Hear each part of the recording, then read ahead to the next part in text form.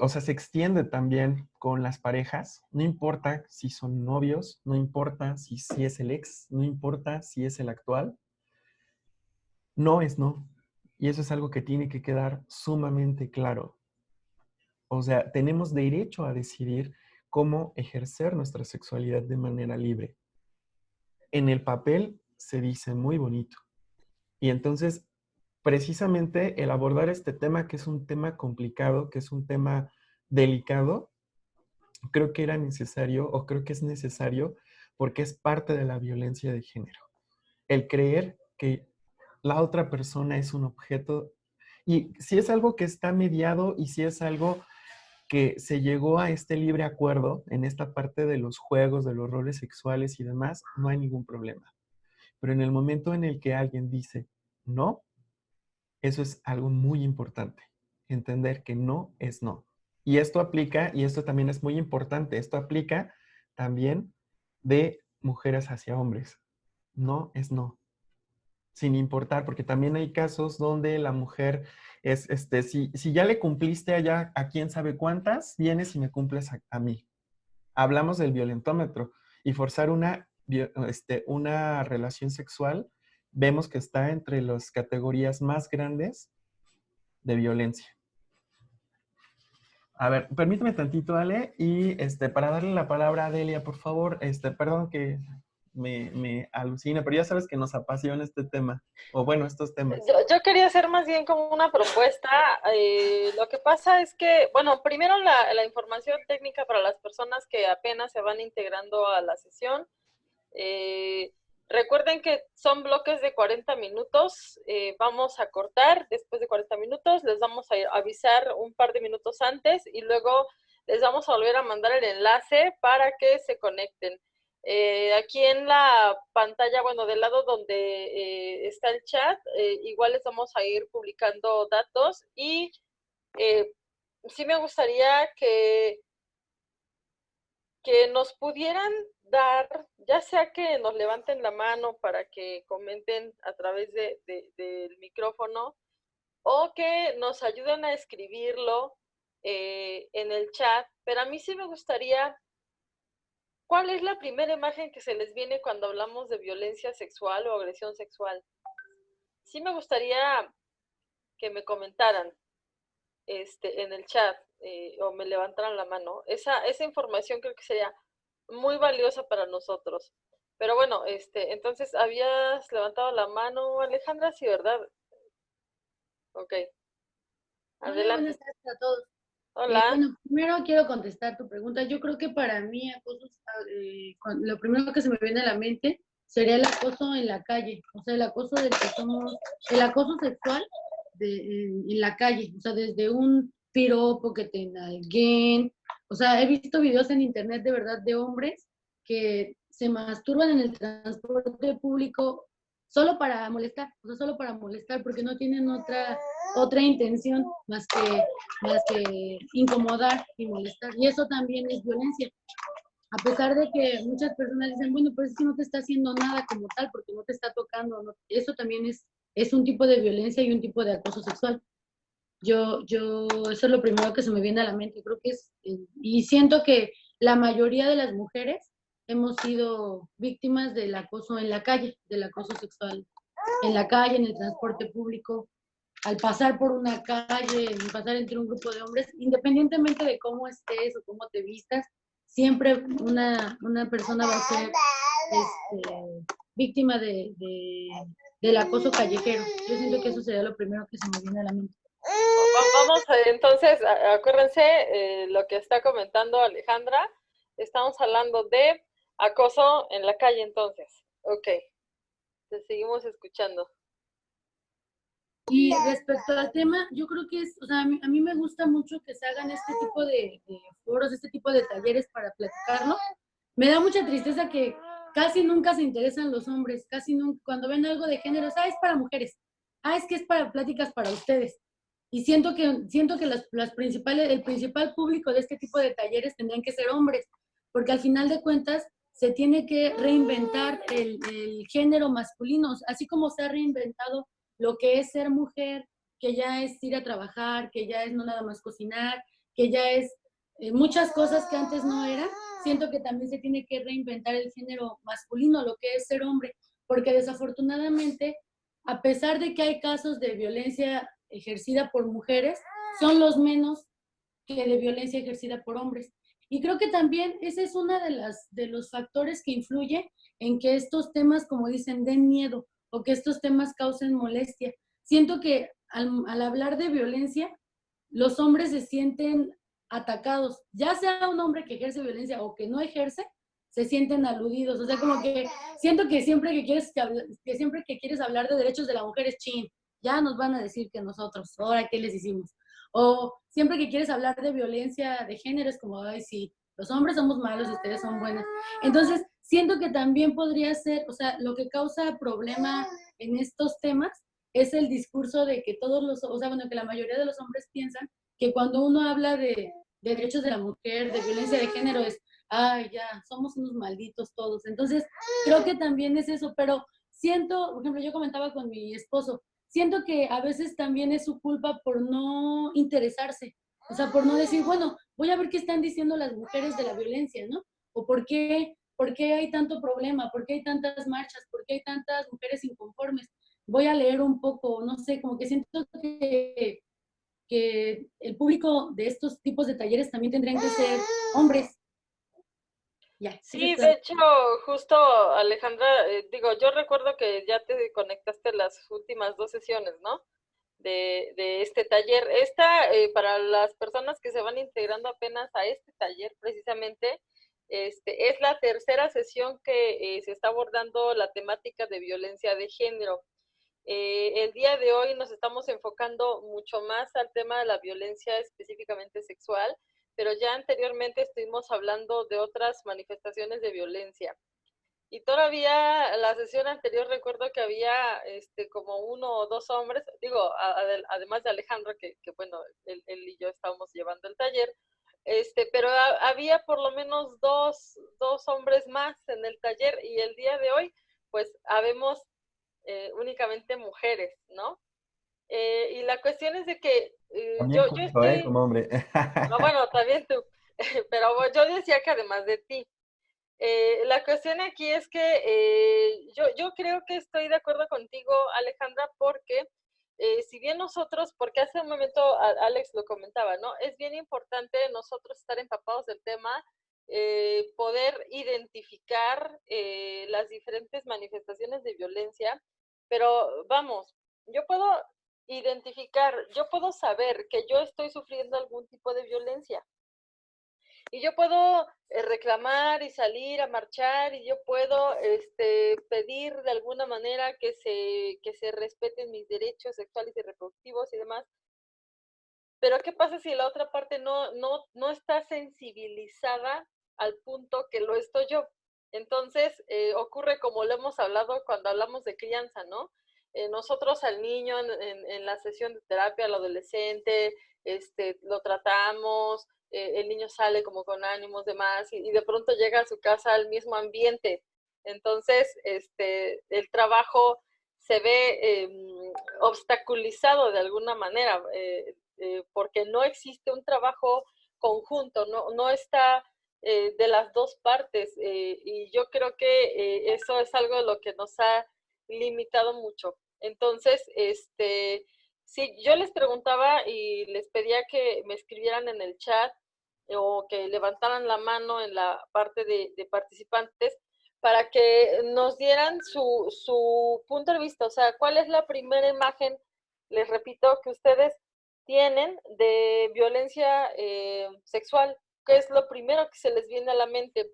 Y Vanessa nos comenta a través del chat que dice que la imagen que se viene en general es más de hombres hacia mujeres, esposo o novio hacia su pareja. Y justamente Alejandro ya hace un momento nos compartía una experiencia que tuvo con un caso donde estábamos hablando de que era el exnovio, ¿no? Y que en repetidas ocasiones esta persona le dijo que no, la chica le dijo que no, y aún así, pues, la viola, ¿no?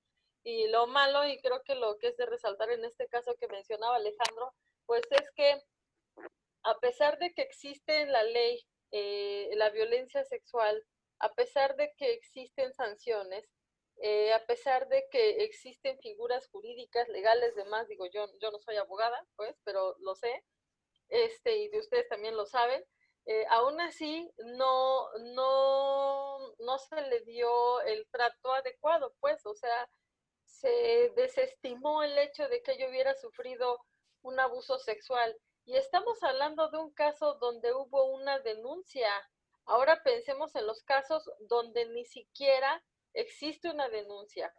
Y aquí creo que es bien importante considerar a la sexualidad como lo que es.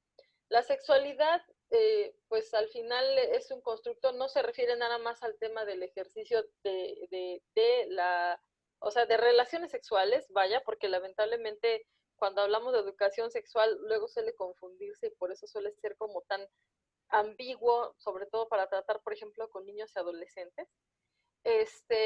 Pero bueno, la sexualidad también termina siendo un constructo y la finalidad, por ejemplo, de que existe una carta de derechos sexuales y reproductivos es precisamente de que la sexualidad se pueda ejercer sin ningún tipo de violencia y sin ningún tipo de discriminación. Entre los derechos sexuales y reproductivos está no nada más el ejercicio de tu libre sexualidad, por ejemplo, de que tú decidas con quién sí, con quién no, sino que además también está, por ejemplo, el acceso a métodos anticonceptivos, lo que tiene que ver con la planificación familiar, y que se respete, por ejemplo, tu orientación sexual, ¿no? Y algunas otras formas que les estaremos mencionando. Nos quedan 10 minutos de este primer bloque. Recuerden que les vamos a mandar el siguiente enlace para continuar con la sesión. Si no están en nuestro grupo de WhatsApp, les vamos a agradecer que nos manden un mensaje para que las podamos agregar, ¿de acuerdo?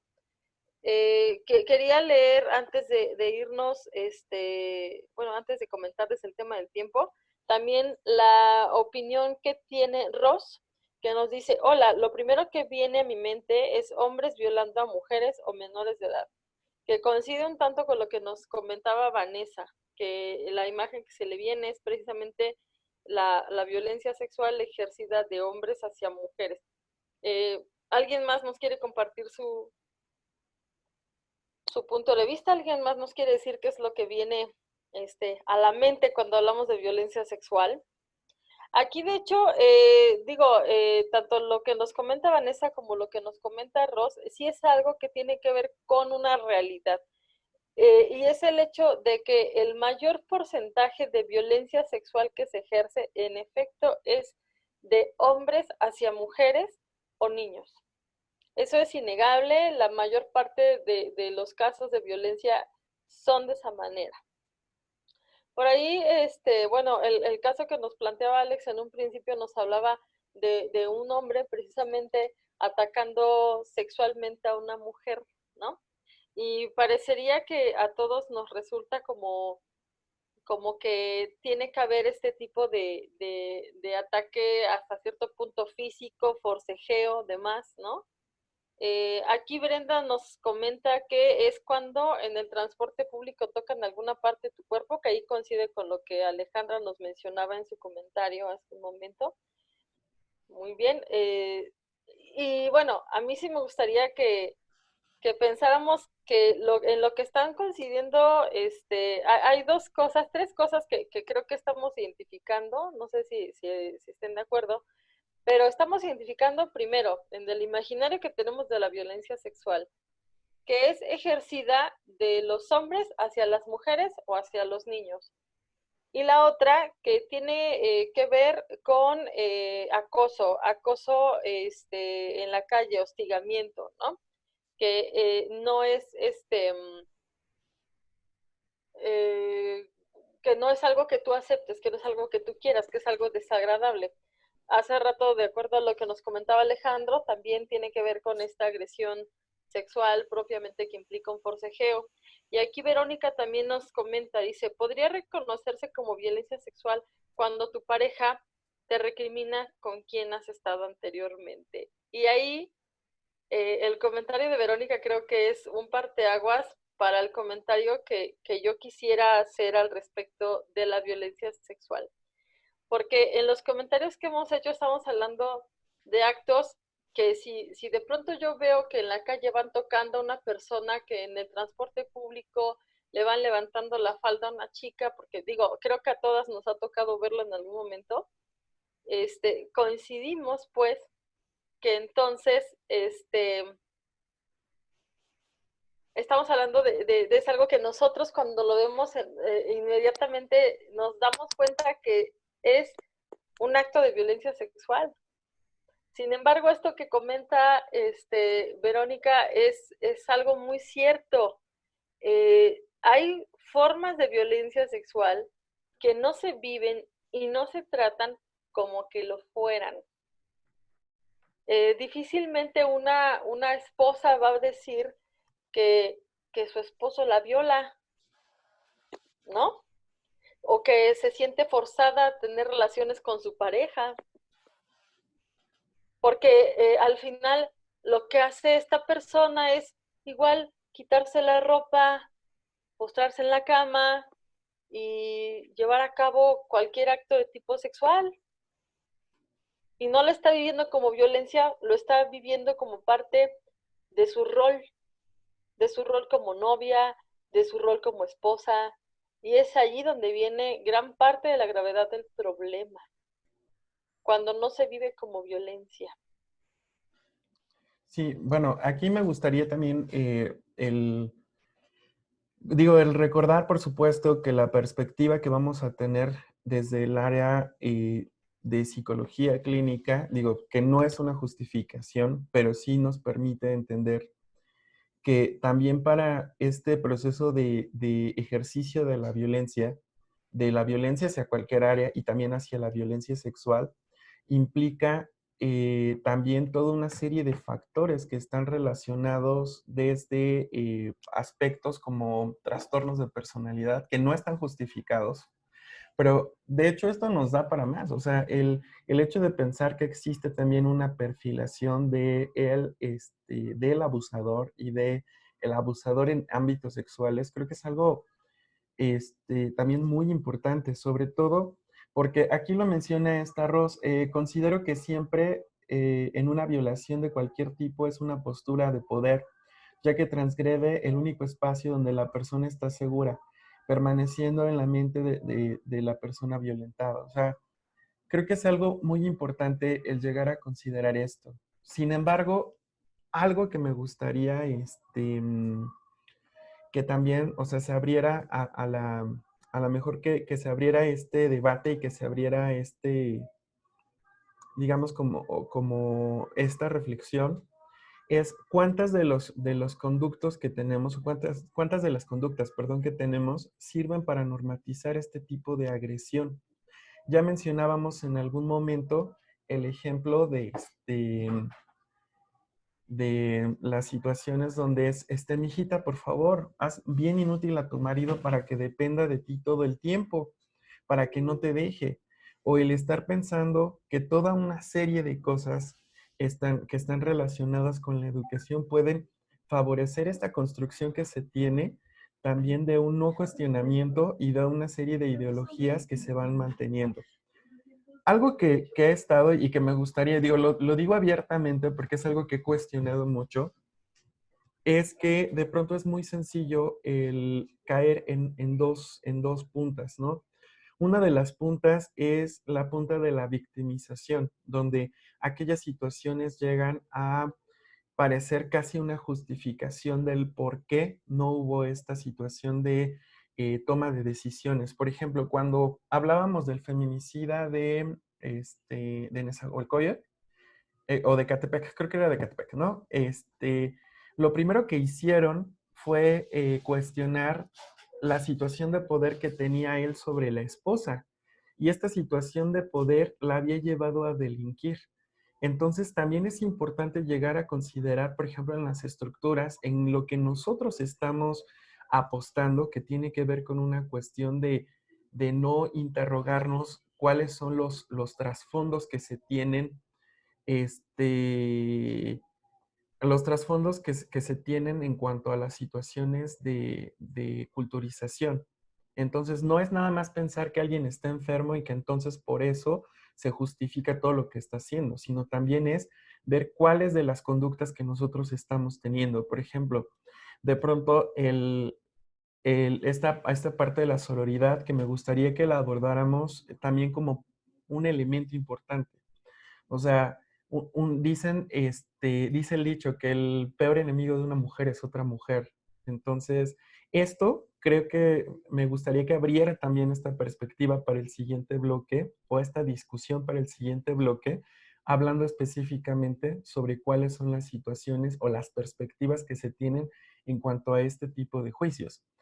El no te separas porque no quieres o por tonta o porque te gustan los golpes, o sea, este tipo de juicios que son de mujeres para mujeres. Entonces, Que regresamos en el siguiente bloque. sí, pero hay personas que no están en el grupo de WhatsApp y ahí es donde vamos a compartir el enlace. Así que mándenos un mensaje, por favor, al 55 21 45 13 63 o al 55 32 63 45 43. Se los anoté en el chat, por favor. Los que no están en el grupo de WhatsApp, por favor, mándenos un mensaje para poderlas agregar al grupo de WhatsApp, porque ahí es donde vamos a compartir el enlace para el siguiente bloque. ¿Vale? Perfecto. Entonces, Regresamos en el anótenlo. siguiente bloque. Muy bien, yo creo que en esta parte sí es bien importante hablar precisamente de algo que ya habíamos mencionado hace un momento, de lo que son los derechos sexuales y reproductivos. Me imagino que algunas de ustedes pues ya los conocen, los han leído, y si no es así, pues no pasa nada, porque al final creo que uno de los grandes problemas es precisamente que hay cosas que no están todo el tiempo publicados, no están lo suficientemente difundidos, y lamentablemente muchas mujeres, muchas personas de hecho, no tenemos la información, desconocemos que esto existe, que de los derechos fundamentales que existen, de los derechos humanos, se desprenden precisamente los derechos sexuales y reproductivos, que tienen que ver con el libre ejercicio de nuestra sexualidad y con la libre decisión de reproducirnos o no, cuándo y de qué manera. Entonces, si alguien tiene... Pero si ahí pues, no se volvió a apagar. ¿Hola? A ver, ya. Ok, ok. Entonces, pues hace un momento les decía que dentro de los derechos sexuales y reproductivos, o sea, se refiere mucho a la libertad que tienen las personas para poder ejercer su vida sexual y reproductiva de manera libre, de manera segura, ¿no? Y en general para que puedan vivir una sexualidad sana. Y si estamos hablando de que dentro de los derechos sexuales, pues existe, o más bien existe pues el derecho de ejercer la sexualidad con libertad. Cuando hablamos de violencia sexual, estamos hablando precisamente de una violación a estos derechos. Y por supuesto que tiene su nivel de gravedad, porque entonces está atentando contra derechos fundamentales que tenemos, porque ya se los había comentado, o sea, estos se desprenden de los derechos humanos que tenemos. Entonces, no nada más igual atenta contra derechos fundamentales, sino que además creo que nosotros los que estamos empapados en el campo de la psicología, pues sabemos que también tiene consecuencias eh, profundas, consecuencias muy negativas en la salud mental, en las emociones, en la vida en general de las personas. Es algo sorprendente que a veces llega la persona de 30 años y que te dice, vengo a tratarme porque yo sufrí violencia cuando tenía 6 años. Y desde que tenía 6 años hasta los 9, 10 años seguí sufriendo violencia. Entonces, fue algo de lo que nunca comentó, de lo que nunca se comentó, simplemente lo vivió. Y en ese momento, como estamos hablando de una persona que no tenía como los recursos suficientes para poder identificar que estaba sufriendo un tipo de violencia hasta su adultez, ¿no? Y entonces es cuando decide romper el silencio. Pero es una persona, o sea, ya después cuando ves a la persona que lo está denunciando, te dice, pues la cantidad de miedos que tiene, la cantidad de ansiedad que le genera. Recuerda a una persona que incluso llevaba a sus hijos, les enseñaba en casa, ¿no? No quería ni siquiera llevarlos a la escuela por el temor de que sus hijos estuvieran en contacto con cualquier otra persona. Entonces, tenía un historial muy largo, por ejemplo, de depresión y ansiedad, y luego cuando empieza a tratarse, eso es lo primero que sale a la vista, ¿no? Después del proceso terapéutico, esto les va a sonar algo muy conocido, aunque no lo hagamos siempre consciente, o lo platiquemos siempre, pero por ejemplo, después del proceso terapéutico decide romper el silencio y en primer lugar hablar con toda la familia, porque resulta que el agresor era pues un tío. Entonces cuando decide hablar, sucede lo siguiente: la tía, la esposa del tío que era el que ejercía violencia hacia ella, violencia sexual, pues se enoja con todos y dice, es que eso no es cierto, eso no pasó. Y entonces lo que hicieron fue alejarse de toda la familia, dejarles de hablar a todos y prácticamente descalificar todo lo que su sobrina les había comentado. Y lamentablemente eso es algo que nosotros vemos en el origen mismo, en el mantenimiento, en el fortalecimiento de la violencia sexual y otras formas de violencia, que estamos en una estructura social que lo permite, que lo permite, que lo sustenta, que lo justifica, que lo minimiza, y que de hecho revictimiza, como hace un momento Alejandro comentó, a aquellas personas que sufren de ese tipo de violencia. Y muchas veces, por eso yo lo comentaba hace un momento, que lamentablemente muchas veces por eso no son casos que sean denunciados.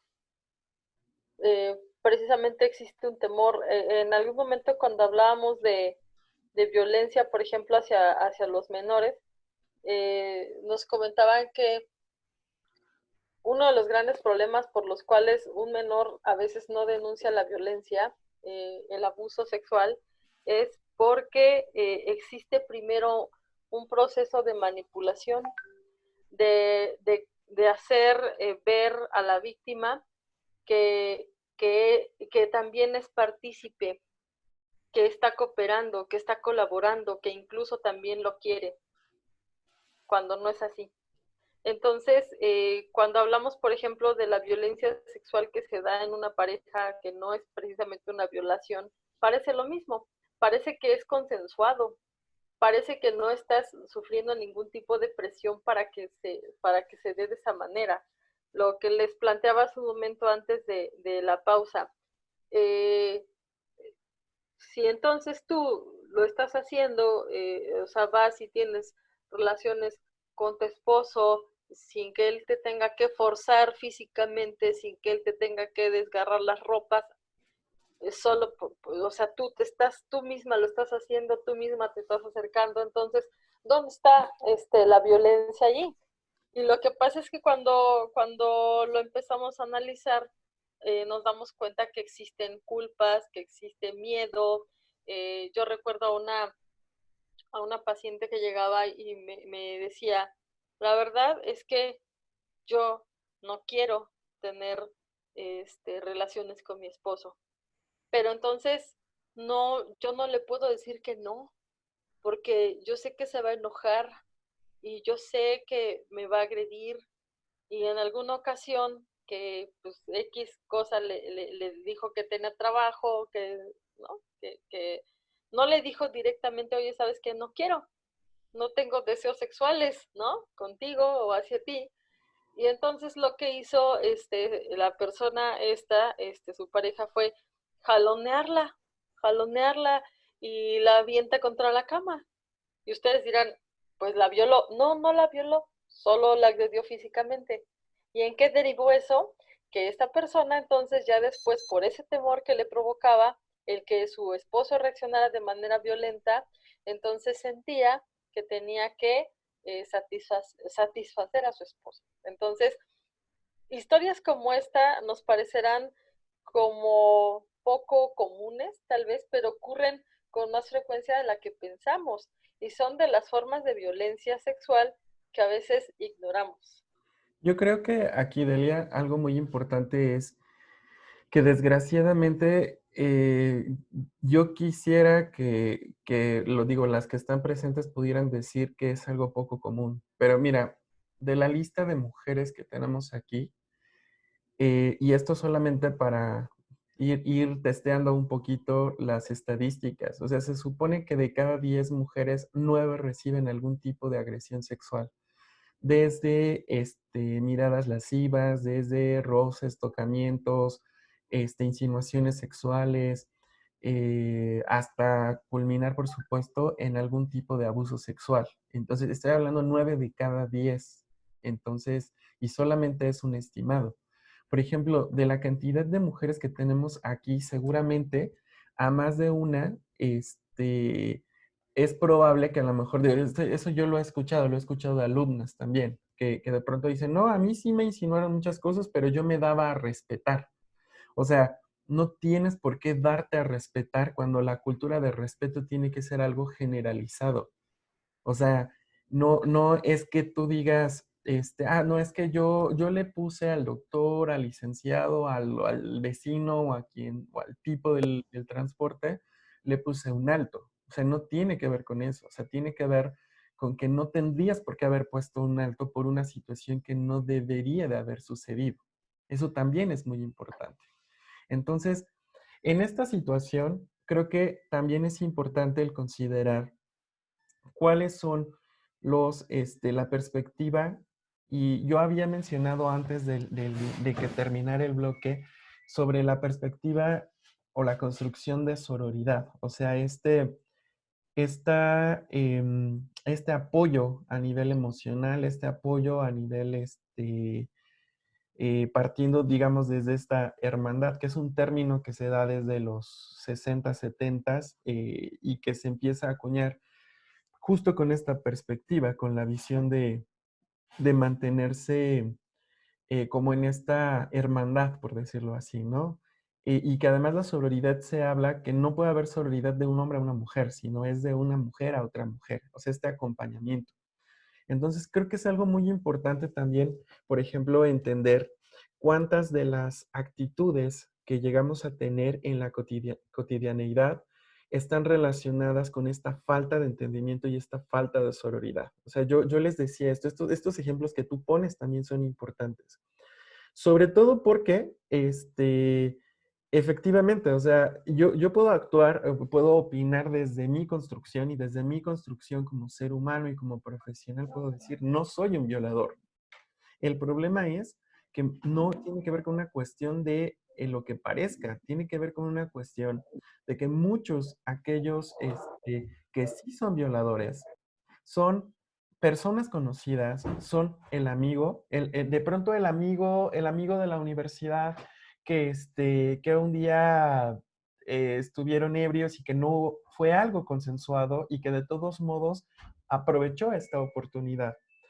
O sea, puede ser el novio que también aprovecha este tipo de oportunidades, pero digo, aquí hablamos como de gente externa, porque cuando construimos la idea de violación, inmediatamente creemos que tiene que ver con un desconocido. Vas caminando en la calle, un desconocido te toma, te golpea, usa la fuerza, etcétera. ¿Qué pasa con las otras perspectivas? ¿Qué pasa con las estadísticas que nos dicen que el abuso sexual se da principalmente por personas conocidas, por familiares que están ahí presentes. Entonces, y que además que esto no sea una invitación a desconfiar de todo el mundo y desconfiar de toda la familia, ¿no? O sea, creo que es algo muy importante el poder aterrizar también cuántas de estas frases que nosotros decimos como la que les estoy comentando, ¿no? Es que yo sí me daba a respetar, o sea, el yo sí me daba a respetar tiene una acusación de fondo, y es que yo sí me daba a respetar, pero aquella que violaron, seguro no se daba a respetar. Entonces, seguro se lo merecía. O sea, eso es lo que estamos diciendo entre líneas. Y es algo que se tiene que terminar. Esta parte de la victimización. Y además, sobre todo las garantías que realmente se tienen, y esto hablo como en general, ¿no? O sea, por decir algo, hablando o sea, por ejemplo, de los protocolos para la prevención, atención y sanción al acoso sexual. Estoy hablando de la Ciudad de México. Dentro de las, digamos, como de las garantías que nosotros tenemos es que haya un compromiso de la institución en la que estamos denunciando, que la institución sea imparcial, o a que los trabajadores, que esté todo basado en la legalidad, es decir, en las leyes que están en vigor, guardar la debida confidencialidad de la información, lo cual, bueno, también cuesta trabajo, aplicar la perspectiva de género, eso también es muy importante, una debida diligencia, o sea, dar una respuesta eficiente, eficaz, oportuna, responsable, todo para garantizar los derechos desde la perspectiva de género y además que este servicio sea gratuito. O sea, insisto, se dice muy bonito en el papel, ¿no? Parece casi utópico. El punto es, ¿qué tanto se está llevando a cabo? ¿Con qué tanta libertad? Hoy podemos hablar sobre este tipo de violencia en general, violencia en el hogar, violencia de género, violencia sexual, sobre todo porque en estos momentos parece que, digo, el encierro tiene sus efectos psicológicos, pero, o sea, esto creo que ya lo mencionábamos en sesiones anteriores, pero creo que es algo muy importante. La violencia de género no ha reducido, en este encierro, no ha reducido las denuncias. La violencia doméstica tampoco y los niveles de feminicidio tampoco han bajado. Si ustedes están en distintos grupos, de hecho, Deli y yo pertenecemos a distintos grupos, hay una serie de alertas de desaparecidas, y bueno, desaparecidas y desaparecidos, porque la violencia sexual también implica a varones, entonces a niños, a niñas, eso tenemos que abrirlo también. Entonces, ¿qué es lo que está sucediendo? El consumo de pornografía infantil ha incrementado en un 80% en redes sociales. Eso es algo de lo que también tenemos que considerar qué está ocurriendo. Ahora, me gustaría darle la palabra a esta Alejandra que desde hace rato lo subió. Perdón, les digo que nos apasiona estos temas. Y ya. Sí, es que siento que es un tema del que se tiene que hablar porque mientras más se hable, pues más se visualiza. A mí me causa mucha risa porque a veces, bueno, yo vivo con mi esposo y a veces nuestras pláticas se tornan un poco como en debates por la posición, ¿no? Porque pues es un hombre platicando de violencia con una mujer. Entonces, digo, tienden como a decir, chin, es nuestra culpa lo que les comentaba, ¿no? Pero al final de cuentas, siempre que cerramos la discusión, me dice, bueno, eso hay que dejárselo a las leyes o no sé. Y le digo, mira, al final de cuentas lo que me gusta es que ya platicamos de esto, o sea, ya soy una mujer que tiene la opción de poder hablar de violencia con otra persona, o sea, imagínate cuántas mujeres en su casa viven que no pueden denunciar, que no pueden hablar, lo que ni siquiera pueden contarle a sus familias porque no les creen. Entonces siento que esto es algo de lo que se tiene que hablar y entre más, aunque seamos puras mujeres, si lo posteamos, o sea, si incomodamos a las personas con temas como estos, ya estamos ganando, estamos haciendo nuestra parte.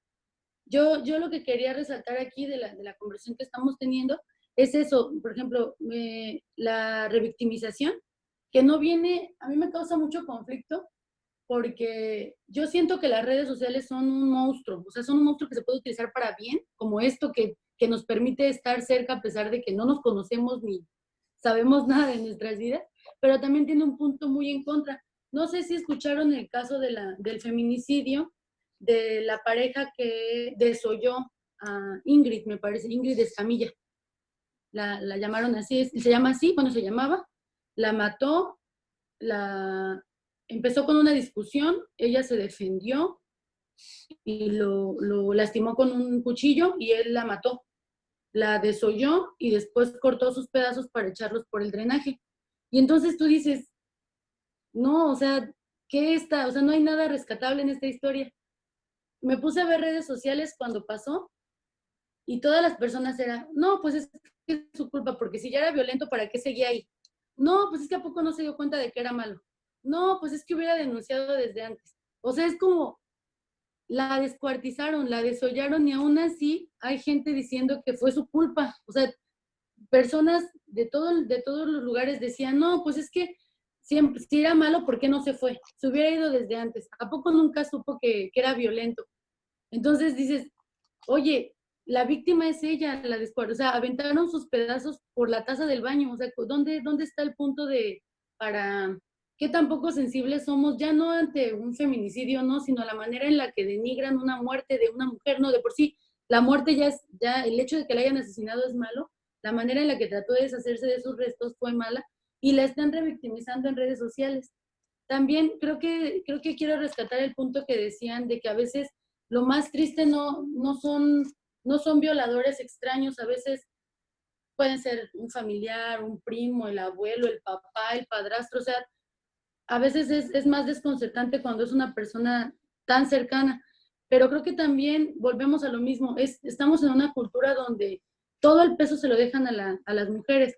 Yo escuchaba de un caso de una mujer, de una chica que fue a una fiesta y pues se puso muy borracha, pues estaba en una fiesta, le gustaba tomar y empezó a tomar y a tomar, y entonces uno de sus compañeros de la escuela abusó de ella, y entonces yo leía en los comentarios, pues es que ¿para qué se pone borracha?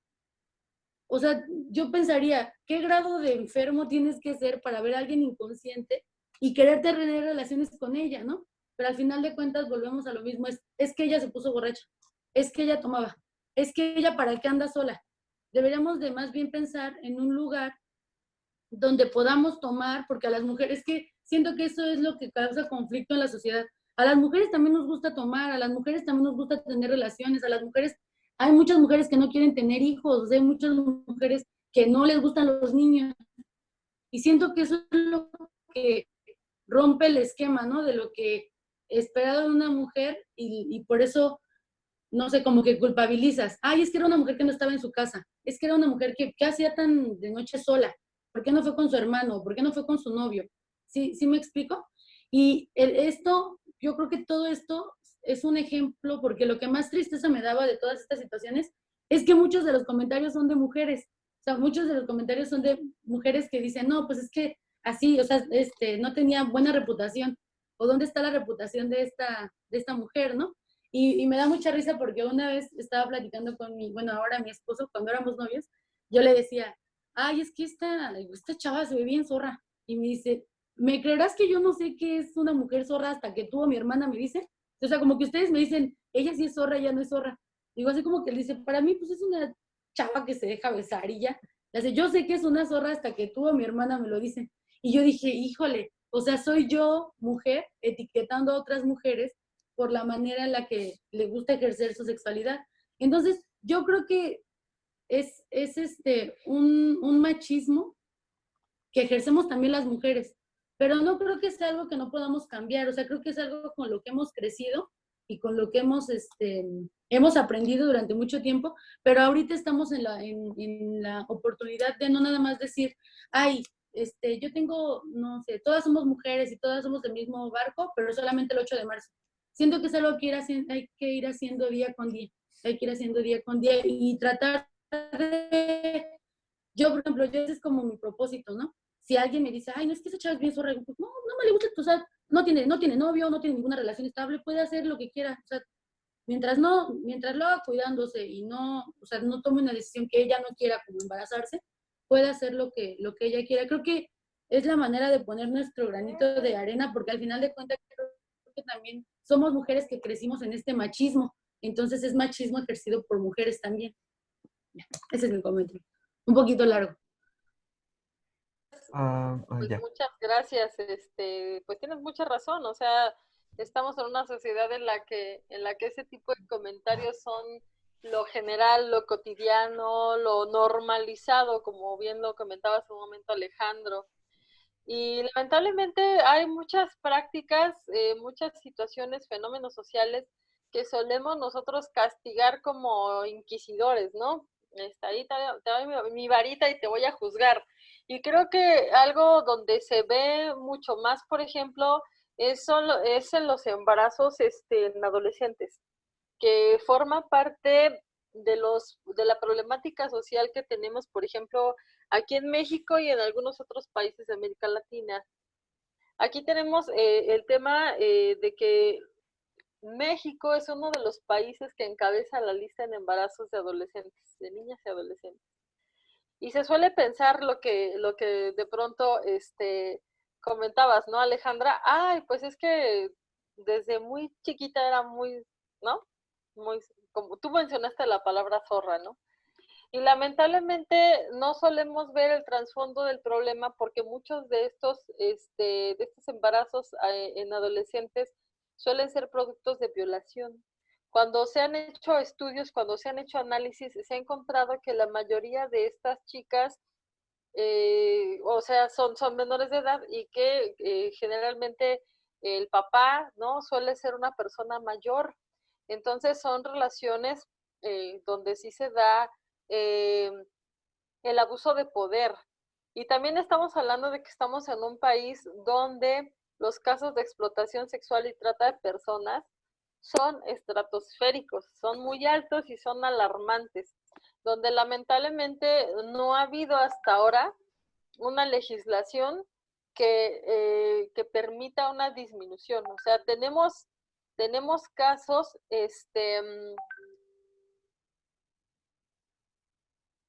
tenemos muchos casos, ¿cómo se llama? Denunciados, pues, pero que lamentablemente, o sea, hay testimonios, pues, de personas que han, por ejemplo, que han huido de las redes de trata de personas. Lo cierto es que seguimos en una situación grave, que de hecho, bueno, es algo de lo que vamos a tener que seguir tocando, porque pues al final estamos hablando sí de la violencia sexual, pero la violencia sexual también se da de manera sistemática. Entonces, tenemos ahí un comentario de Paula. Sí quería comentar que tenemos tiempo restante de la sesión de 8 minutos. Entonces, vamos a escuchar a Paula y vamos a ir cerrando la sesión por el día de hoy, si ustedes me lo Sí, permiten. Y sí, la gracias. próxima semana vamos a continuar. Paula. Sí, claro, gracias. Eh, este es el tema de la violencia sexual.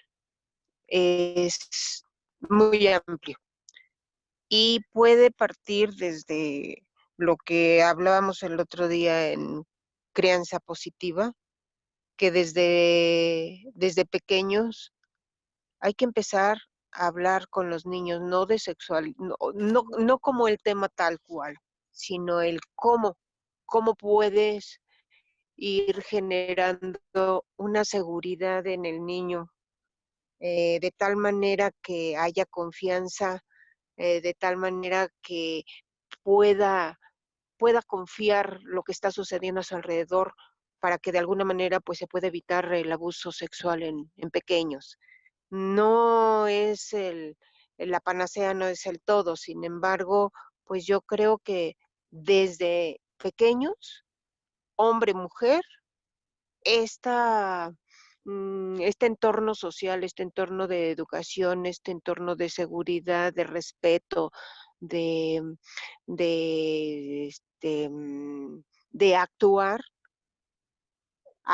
recibir, percibir, se puede ir creando desde pequeños. Eh, la influencia social es muy fuerte, desafortunadamente es muy fuerte y no necesariamente tiene que llegar a ser el hecho de que eh, llegue a una violación. Sin embargo, existe, por supuesto, pero esto puede partir desde una mirada, desde una palabra, desde el cómo te está tocando el brazo, no tocando tus partes íntimas, sino el brazo, cómo te está dando un objeto. O sea, desde ahí puede partir la violencia y puede llegar a generar hacia violencia sexual. Entonces, es estar atentos y tener la seguridad, la autoestima, pero esto viene desde pequeños, ¿no? Porque hasta que te sucede es cuando le prestas atención. Entonces, no es juzgar ni criminar a quien le está sucediendo, porque esto es real. Al contrario, hay que enseñar la forma de cómo, cómo valorarte a ti misma para poder entender y enfrentar una situación, pero no puedes quitarle la validación. La validación es muy importante, sobre todo cuando llegan a buscar apoyo en el consultorio de una situación de este tipo. Entonces, las leyes, como mencionaba Alejandro, sí, están muy bonitas, muy lindas, muy padres, pero ¿cuántos casos se ha sabido que a las